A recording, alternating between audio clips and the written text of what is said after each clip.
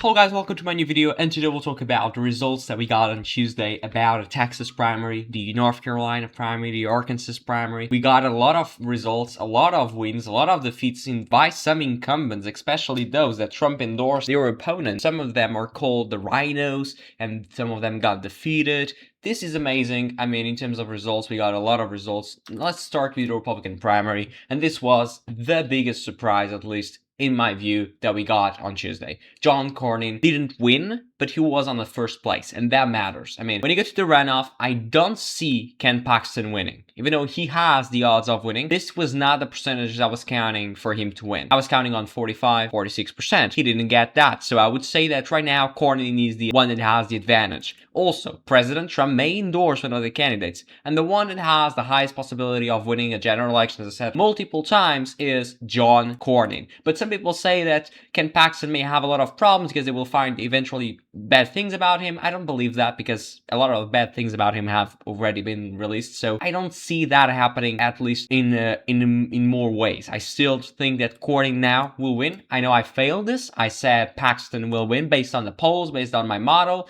that was based on polls eventually, and that was wrong, so I apologize for that. I'm gonna be very honest with you. I'm not saying I'm the best. I'm not saying that. I'm saying how things are, and I failed miserably here, even though I said a runoff will happen, and now John Cornyn will probably win, because most of the votes from Wesley Hunt will probably go towards John Cornyn. He did very great where it was expected. I said that in the live stream. Tarrant County, Dallas, Travis, Bexar County, Houston, that's Harris County, El Paso, a lot of Latino here, like Nueces, Hidalgo, a lot of those places, and especially what I did not expect was he did very great around the rural part of Texas. I was not expecting this at all, especially right here around. Look at this, for example, Huckabee County. He got almost 50% in many of these counties. Also, Paxton did very great in some of them, but look at this. For example, look at Potter County. This is Amarillo, very important county. It's one of the biggest in this part of the state. Look, 49%, and here as well, 53% in the rest. Lubbock, for example, is the biggest in this area, 45%, and then he actually did great in Dallas and in Tarrant County, which is Fort Worth, and also around in Denton, and he only lost Collin by 0.9, so this was not great at all. What I think Ken Paxton surprised me was in Houston, as you can see here, but still, it was not a win for him, and it was not a very bad, not a very great result anyways. When you go, for example, to Montgomery County, this was expected. Ultimately, I said that in a live stream as well. This is Trump country. He got 72% or more. He got in 2024 presidential race, so this was expected. Paxton is more like a MAGA Republican than Cornyn.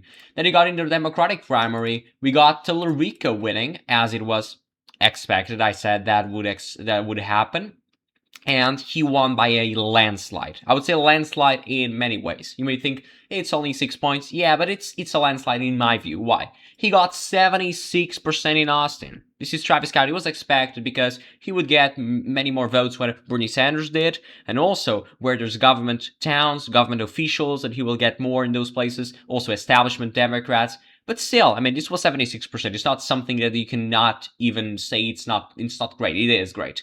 Also, don't forget something, El Paso County and around the Latino areas. This is Latino. San Antonio, for example, Hidalgo, Starr County, a lot of those counties that Trump won, the Democrats now got more than 70% in the share of the vote if you compare to the Republicans. For example, Hidalgo. This is Hidalgo County, is just right here, 18,000. You look at the Democratic side, let me just get the Democratic side. Hidalgo County, it was 61,000. Trump won this county, and then the Democrats got 3x what the Republicans got in terms of turnout. That was amazing. You can see here as well, I'm just talking about the Republican primary. White voters scored in +1, suburban Paxton won it, and rural Paxton won it again. The problem was urban, as I was saying. In the Democratic side, it's more or less the same thing. Crockett did very well where black voters are the majority. Well, I mean, Hassan won this county, Newton County. Never expected that to happen, nor everybody. People thought it was a tabulation error. It was not. It was something real. You can see here more white voters, Talarico +9, more black voters, Crockett +23, as it was expected, probably even higher. Voted for Biden, Crockett won it +8, but voted for Sanders, Talarico 32. Talarico did better in rural counties, as it was expected, as I said multiple times as well. Then you go, for example, let me just go Governor Abbott, was expected. He also was expected. He also on the Democratic side. Patrick, Lieutenant Governor. We're going to have a runoff in May, on May 27th, if I'm not mistaken. This will be an amazing runoff to watch. I mean, it's expected Vicky Goodwin to win this. I mentioned this in the live stream. She was not able to get up to the to win outright on Tuesday. Also, in Attorney General for the Republicans, we're going to have a very impressive runoff because it's very close. It depends on how on these candidates, whether they support Chip Roy or Mayes Middleton. In Democratic primary, got not interesting at all runoff, because it will be for Nathan Johnson, because it's 48%. Come on. It's just a matter of 2 percentage points. And then in the state, we're going to have also, in terms of a criminal appeals court, some runoffs, but it doesn't really matter. People don't really care about those things. Also, Supreme Court was just the primaries. And then you go to many House races. You have here, in the Republican side, Brandon Herrera in the 23rd district. Tony Gonzalez just announced that he will be retiring. They'll be retiring. He will not be in play for the runoff. That's what happened, and he will not be. So Brandon Herrera is the nominee for the Republican side, even though Tony Gonzalez was almost close to him. He's had an affair. He was into an affair. That's why he was not run into re-election. We'll have a lot of runoffs in the Texas side, but we'll have those when we are closer to the primary. Right now, we're not gonna be talking about those things, at least right now. The primary, the runoff is just in like 3 months from now, almost. In North Carolina, Roy Cooper won it with 92%, as was expected. 824,000. I mean, why a lot of turnout, considering this race was not competitive at all. In the Republican side, Michael Whatley won it, as it was expected as well.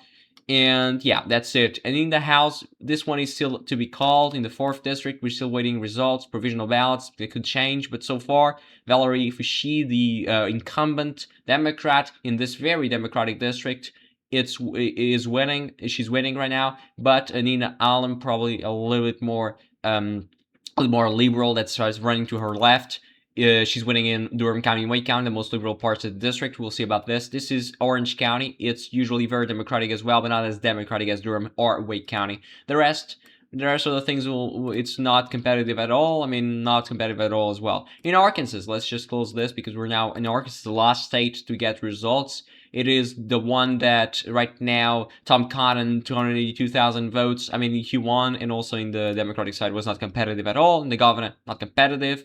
And in the House, not competitive at all as well. Just this district here for the Democrats, the one that they have the highest chances of winning, because of a little part of Pulaski County. It's a little part of Little Rock. It's the biggest city in Arkansas.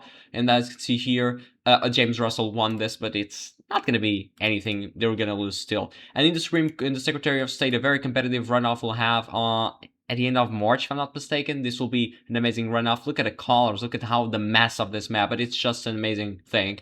And also, if you go here to Supreme Court, I just want to mention this because this is very important. John Adams, officially an independent, but caucusing with the Democrats, and Nick Brony, an independent that caucus, with the Republicans incumbent as well. Only 10 points. This is a problem. I mean, Arkansas, this is say that Trump won it very, very easily. And right now, if this stays, I mean, the Democrats cannot be losing Arkansas by 10 points. Simply cannot.